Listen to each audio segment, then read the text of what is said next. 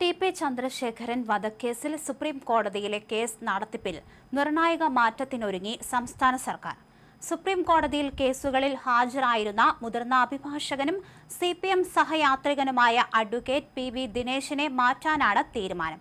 മുൻ solicitor general Ranjith Kumar, പ്രമുഖ criminal അഭിഭാഷകൻ സിദ്ധാർത്ഥ് ലുധ്ര എന്നിവരിൽ ഒരാളെ കേസിൽ സർക്കാരിനു വേണ്ടി ഹാജരാക്കാനാണ് നീക്കം നടക്കുന്നത്. ഇത് സംബന്ധിച്ച നിർണായക തീരുമാനം സർക്കാർ കൈക്കൊണ്ടിട്ടുണ്ട്. മുൻ പിണറായി വിജയൻ സർക്കാരിന്റെ കാലത്ത് ടി.പി. വധക്കേസിലെ പ്രതികളുടെ അഭിഭാഷകരും സംസ്ഥാന സർക്കാരിന്റെ അഭിഭാഷകരും തമ്മിൽ പരസ്യമായി ഒത്തുകളിക്കുന്നുവെന്ന് RMPI നേതാവും MLAയുമായ KK രമ കടുത്ത ആരോപണം ഉന്നയിച്ചിരുന്നു. സർക്കാരിന്റെ കേസ് നടത്തിപ്പിലെ വീഴ്ചകൾ പ്രതികൾക്ക് സഹായകരമാകുന്നു എന്ന വിമർശനവും ശക്തമായിരുന്നു. അധികാരം മാറിയ പശ്ചാത്തലത്തിൽ അത്തരം വീഴ്ചകൾക്കൊന്നും ഇട നൽകാത്ത നീക്കത്തിനാണ് സർക്കാർ ഒരുങ്ങുന്നത്.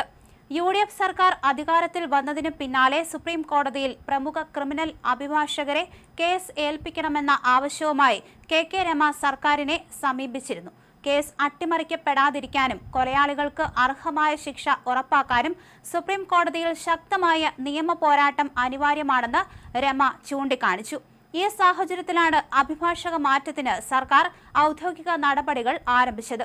കേസിൽ പുതിയ അഭിഭാഷകനെ തീരുമാനിക്കുന്നതുമായി ബന്ധപ്പെട്ട കാര്യങ്ങൾ അഡ്വക്കേറ്റ് ജനറൽ ജാജു ബാബു കൈകാര്യം ചെയ്യുമെന്ന് സർക്കാരുമായി അടുത്ത വൃത്തങ്ങൾ വ്യക്തമാക്കി. പ്രമുഖ അഭിഭാഷകരുടെ പാനൽ പരിശോധിച്ചു വരികയാണെന്നും അടിയന്തരമായി തന്നെ പുതിയ നിയമനം ഉണ്ടാകുമെന്നും റിപ്പോർട്ടുകളുണ്ട്.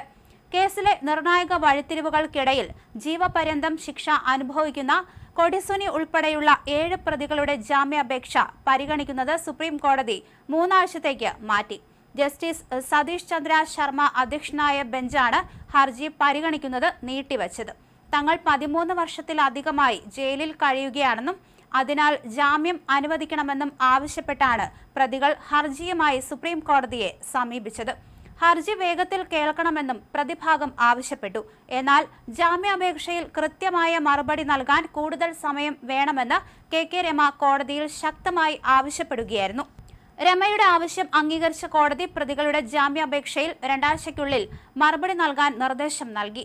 പ്രതികൾക്കു വേണ്ടി G. പ്രകാശും രമയ്ക്ക് വേണ്ടി A. കാർത്തിക്കും ഹാജരായപ്പോൾ സംസ്ഥാന സർക്കാരിനു വേണ്ടി standing council Zulfikar Ali PS ആണ് കോടതിയിൽ ഹാജരായത്.